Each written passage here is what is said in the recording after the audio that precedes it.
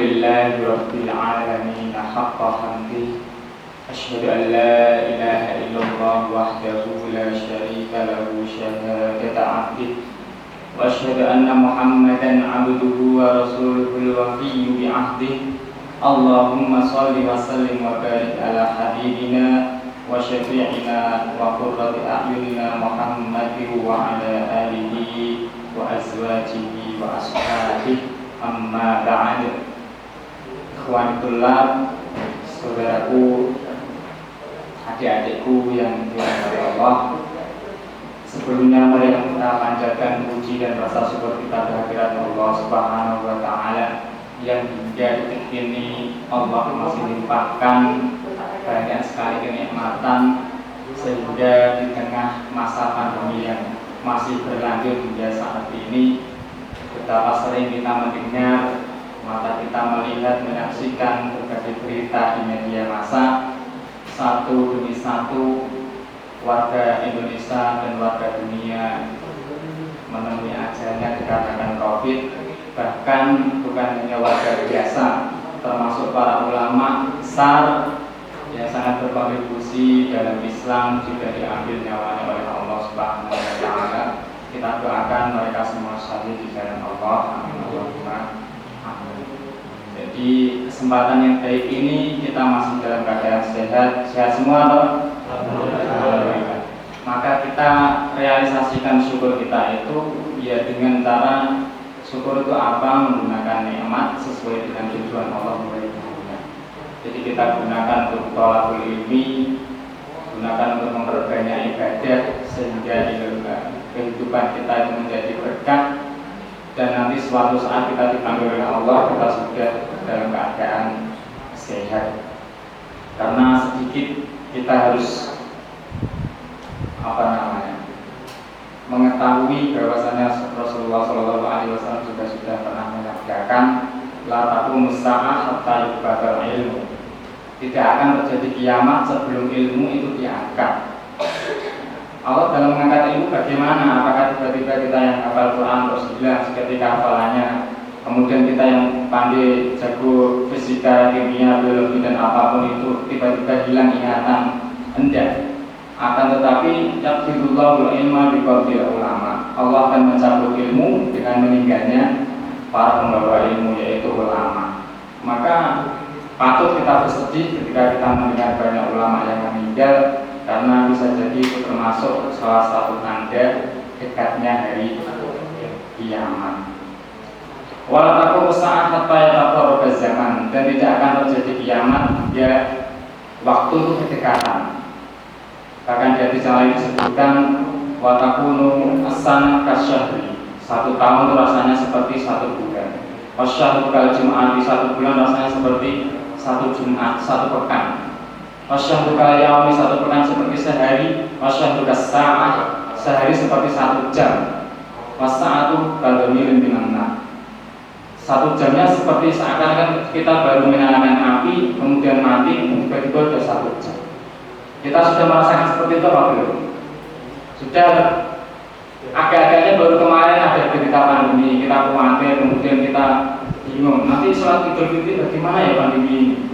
Tiba-tiba sudah Idul Adha, dan sekarang kita sudah di penghujung bulan Rajab dan sudah mau memasuki bulan Sya'ban. Setelah Sya'ban puasa, kemudian puasa, Lebaran lagi. Iya enggak? Kemarin kita baru Jumatan, nanti tiba-tiba Jumatan lagi. Kemarin kita baru bangun tidur, nanti kita tidur lagi dan bangun lagi. Jadi waktu itu berjalan seakan-akan begitu cepat sehingga kita tidak begitu merasakan. Maka jika kita sudah merasakan hal seperti itu, artinya kita sudah mendekati hari kiamat. Maka mau apa lagi kita selain memperbanyak ibadah, mencari ilmu yang banyak, kemudian tadi seperti judulnya, kita menjadi pemuda yang berperan, yang baper membawa perubahan ke arah kebaikan. Jadi sebenarnya setiap pemuda itu membawa perubahan, hanya dia membawa ke positif atau ke negatif itu saja. Tidak ada istilahnya pemuda yang diem saja, itu tidak ada, hampir tidak ada, kecuali yang tidak normal. Karena normalnya pemuda itu jiwanya bergejolak, selalu ingin bergerak, selalu ingin aktif. Nah, aktifnya itu kemana? Jadi semuanya baper bahwa perubahan. Adik-adikku yang dirahmati Allah, kedua kalinya selawat dan salam kita sanjungkan kepada junjungan kita baginda Muhammad Sallallahu Alaihi Wasallam, suri teladan yang mulia, insan kamil, insan sempurna yang telah mendakwakan Islam sehingga dapat sampai kepada kita, yang akhirnya kita bisa membedakan perkara yang hak yang harus dikerjakan dan perkara yang batil yang harus kita tinggalkan. Jadi yang dirahmati Allah, kemarin saya mendengar kalian dari berbagai background yang berbeda, dari berbagai kampus atau dari satu kampus, beda-beda, beda kampus, beda daerah, beda nama, beda kampung, beda RT, desa dan sebagainya. Akan tetapi di waktu yang penuh berkah ini Allah mengumpulkan kita, padahal dulunya kita nggak pernah bermimpi akan kenal si fulana, akan bertemu satu waktu di tempat ini, nggak pernah merencanakan itu. Nah, maka patut kita teladani cerita tentang Ashabul Kahfi. Jadi para pemuda yang di dalam Al-Quran disebutkan innahum fityatun amanu bi rabbihim wa zidnahum huda. Mereka itu para pemuda yang beriman kepada Tuhannya, kemudian Allah menambahkan pada mereka petunjuk. Nah, jadi cocok dengan kondisi kita para pemuda. Nah, jadi Rasulullah dengan satu-satunya bersabda, al-arwahu junudun mujannadah. Jadi roh-roh kita itu adalah tentara-tentara Allah yang sangat terlatih. Jadi roh saya, roh kalian, roh mbak-mbaknya itu merupakan tentara Allah, bukan milik kita. Mujannadah, sangat terlatih. Ma ta'ala min hadza. Jika Allah itu saling mengenal satu visi, satu misi, satu tujuan, satu frekuensi, maka dengan sendirinya roh itu akan berkumpul tanpa memandang itu anak siapa, kampung mana, kampus mana, kota mana, bahkan negara mana. Sebaliknya, tidak tanah kalau tidak kita. Jika berbeda visinya, frekuensinya beda, tujuannya beda, kecenderungan hatinya beda, maka meskipun itu dari keturunan yang sama, bapak ibu yang sama, rumah yang sama, gede bareng, nanti pada saatnya akan berpisah dengan sendirinya. Maka kisah Ashabul Kahfi adalah kisah di mana ada seorang pemuda. Ketika itu dia tiba di waktu perayaan hari raya mereka, hari raya Pagan, penyembah api, penyembah berhala. Kemudian satu pemuda ini ketika mau ikut orang tuanya menuju ke tempat peribadatan, pemuda ini berpikir, lah iya, orang patung yang bikin kita sendiri, kita paku sendiri, kita hias sendiri, masa iya saya harus menyembah? Ini kok nggak logis. Jadi pemikiran seorang pemuda itu pasti kritis. Itu kalau yang kritis. Jadi dia mikir seperti itu. Gak logis sama sekali saya harus menyembah benda yang saya anggap Tuhan seperti ini. Maka di pagi hari ketika semua manusia berangkat menuju tempat peribadatan, sang pemuda ini akhirnya bimbang, bergejolak juga. Saya lanjut ke orang Islam, ke masjid, atau saya tidak ke masjid atau tidak. Kalau ke masjid, saya kok ganjil tidak setuju dengan hal semacam ini. Kalau tidak ke masjid, nanti ayah saya bagaimana, keluarga bagaimana, Pak Lurah gimana, Pak Hansip gimana. Dia bimbang, simpul di bawah satu pohon besar. Tak berselang lama ketika dia mulai mengambil nafas, tiba-tiba datang seorang yang berlari juga, pemuda juga, berlari kan, pikirannya macam-macam. Ini pemuda yang kesini itu siapa? Apakah dia itu sama seperti saya? Atau dia itu utusan dari pemerintah yang ingin menangkap saya karena saya istilahnya murtad, yaitu Idul Fitri ya. Nah, kalian bayangkan kalian ikut Idul Fitri karena nggak setuju dengan Allah. Kira-kira orang tua bagaimana? Pak Lurah yang tahu bagaimana? Dia takut seperti ini siapa? Apakah dia itu utusan orang-orang kampung atau siapa? Maka kemudian setelah sampai di situ, pemuda yang berdatangan juga berpikir, Pak Nimene Sonopong, ini siapa ini? Apakah dia Hansip yang berjaga di sini, menjaga keamanan desa? Atau siapa? Atau dia intel? Bagaimana?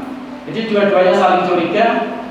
Pun demikian mereka tetap duduk bersampingan dan tidak berbicara, mengeluarkan sepatah kata apapun. Tiba-tiba datang lagi pemuda ketiga. dengan perasaan yang sama.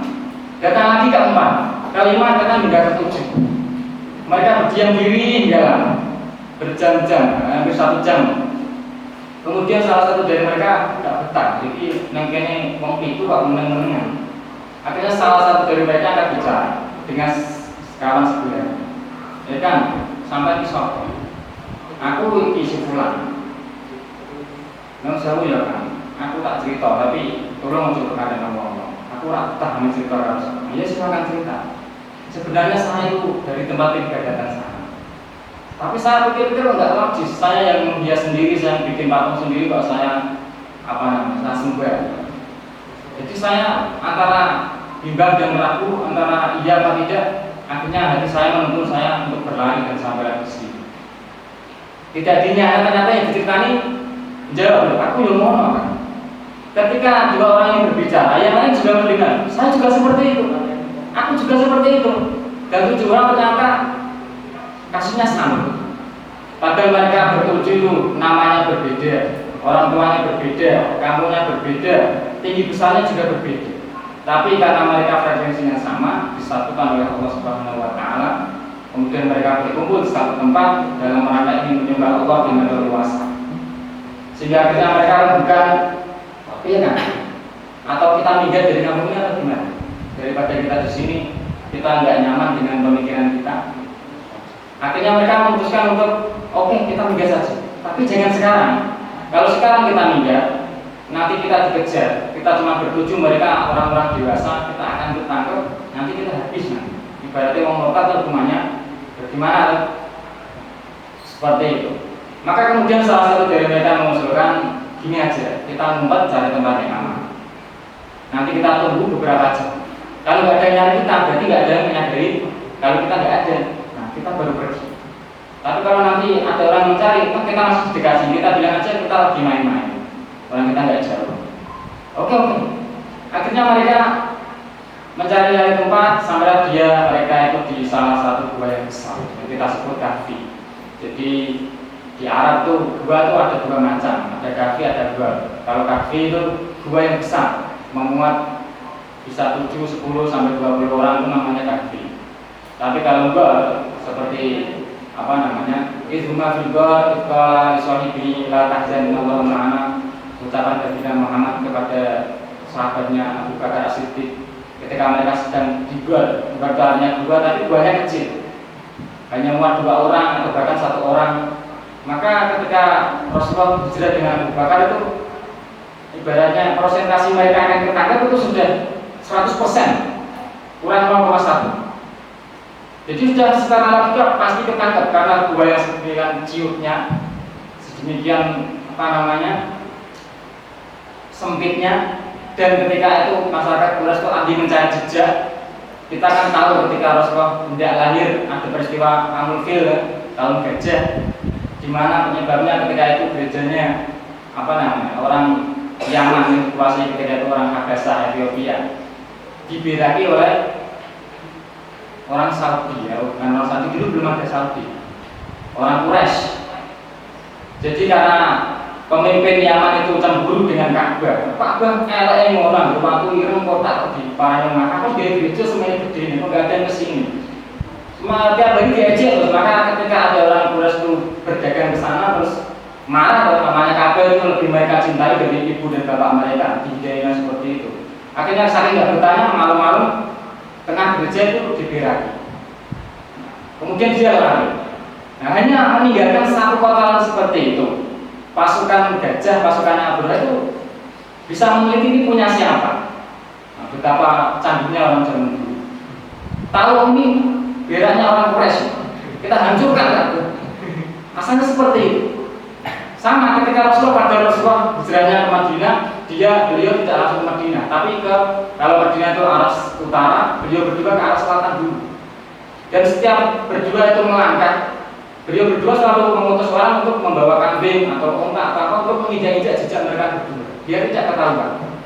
Pun demikian, saking canggihnya ilmu mereka, maka salah ketika zaman jahiliyah kita artikan zaman bodoh, salah. Mereka semua cerdas. Kita tahu Amr bin Hakam yang akhirnya dijuluki Rasulullah sebagai Abu Jahal, bapak yang bodoh. Padahal dia namanya itu Siapa namanya? Amr bin Hisham. Saking pintarnya dijuluki Abu Hakam, bapak yang sangat bijaksana. Nah, mereka disebut jahil karena mereka menolak kebenaran. Tahu kalau itu benar kalau tidak diikuti, berarti kan bodoh. Sudah tahu 2 tambah 2 sama dengan 4 kok nyanyi. Enggak 4 2 tambah 2 itu 5. Itu kan orang bodoh, orang ideal kan. Maka dia disebut Abu Jahil.